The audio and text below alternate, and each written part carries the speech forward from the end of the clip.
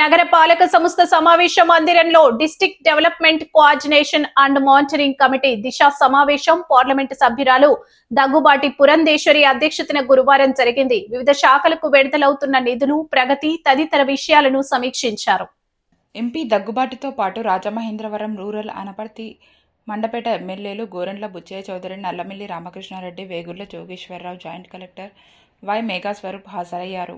వివిధ శాఖల పనితీరుపై సమీక్ష నిర్వహిస్తున్న సందర్భంలో మున్సిపల్ కార్పొరేషన్, వైద్య ఆరోగ్య శాఖల పనితీరుపై ప్రజాప్రతినిధులు అసంతృప్తి వ్యక్తం చేశారు.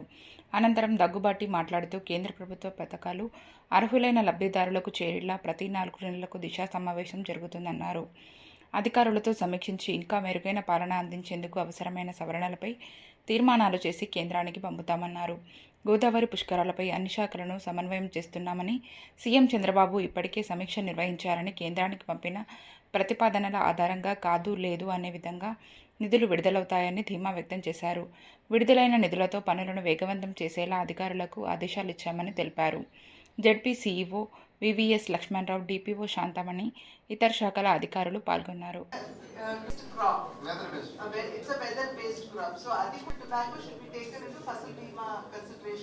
ఈ దిశ మీటింగ్ అనేది మనం పీరియాడిక్గా మనం నిర్వహించుకునేటువంటి సమీక్షా కార్యక్రమం. ఇది కేంద్ర ప్రభుత్వం ప్రవేశపెట్టినటువంటి పథకాలు ఏవైతే క్షేత్రస్థాయిలో వాటిని ఇంప్లిమెంట్ కావాలో అవి సవ్యంగా ఇంప్లిమెంట్ అవుతున్నాయా కాదా, అర్హులైనటువంటి లబ్ధిదారులకి లబ్ధి చేకూరుతున్నదా లేదా, ఈ విషయాలన్నింటినీ కూడా ఒకసారి సమీక్షించుకోవడానికి ప్రజాప్రతినిధులతోటి ఈ కార్యక్రమం నిర్వహించడం అనేది ఆనవాయితీగా వస్తున్నటువంటి విషయం.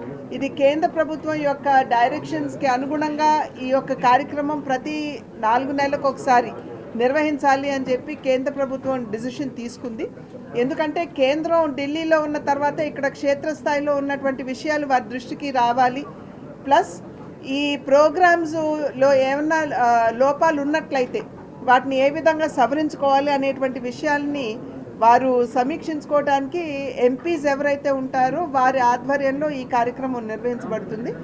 అయితే ఈ కార్యక్రమానికి అధికారులతో పాటు ప్రజాప్రతినిధులు, ఇక్కడ మీరు ఎమ్మెల్యేలు అందరూ కూడా ఇక్కడికి వచ్చారు.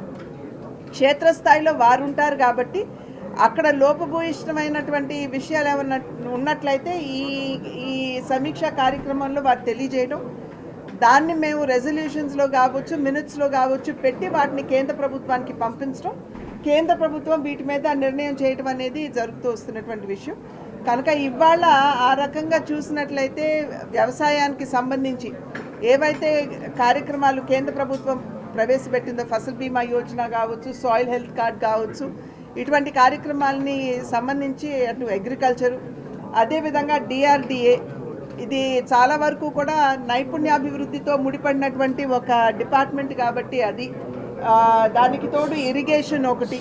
మనందరికీ తెలుసు ఇప్పుడు ప్రధానంగా మనకి రైతులకి రూరల్కి వచ్చేటప్పటికి చాలా చాలా అవసరం.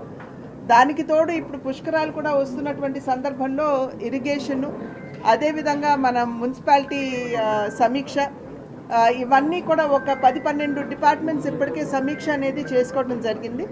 దీనిలో మనకి ఇన్సూరెన్స్, క్రాప్ ఇన్సూరెన్స్కి వచ్చేటప్పటికి మనకి ఎట్లాగో మనకి పొగాకుకి నిజంగా there is no crop insurance అంటూ ఏమి లేదు. ఇదివరకు ఆల్రెడీ నేను ప్రతిపాదన పెట్టున్నాను నేను. సో దాన్ని మళ్ళీ ఒకసారి ఈ సమీక్షలో మళ్ళీ ఒక్కసారి దాన్ని పునరుద్ఘాటించడం జరిగింది. ఖచ్చితంగా ఇది ఉండాలి అనేటువంటి విషయం.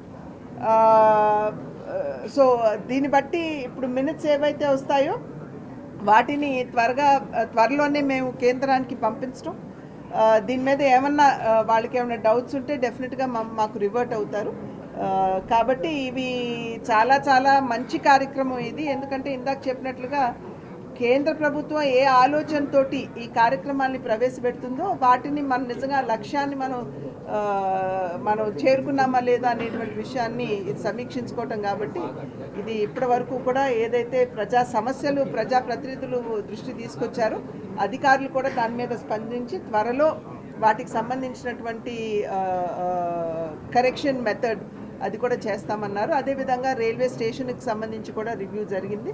రైల్వే స్టేషన్ కూడా పనులు బాగానే జరుగుతున్నాయి. మనకి పుష్కరాలకు వచ్చేటప్పటికి ఈస్ట్ సైడ్లో ఏదైతే 5 అంతస్తులు నిర్మాణం కావాలో దానిలో 3 అంతస్తులు, అదేవిధంగా వెస్ట్ సైడ్ కూడా 3 అంతస్తులు ప్లస్ ఈ ఫుట్ ఓవర్ బ్రిడ్జెస్ ఇవన్నీ కూడా కంప్లీట్ అవుతాయి అని అన్నారు. సో 50% వరకు కూడా మనకి పుష్కరాల టైంకి కంప్లీట్ అయ్యేటువంటి అవకాశం ఉంటుంది.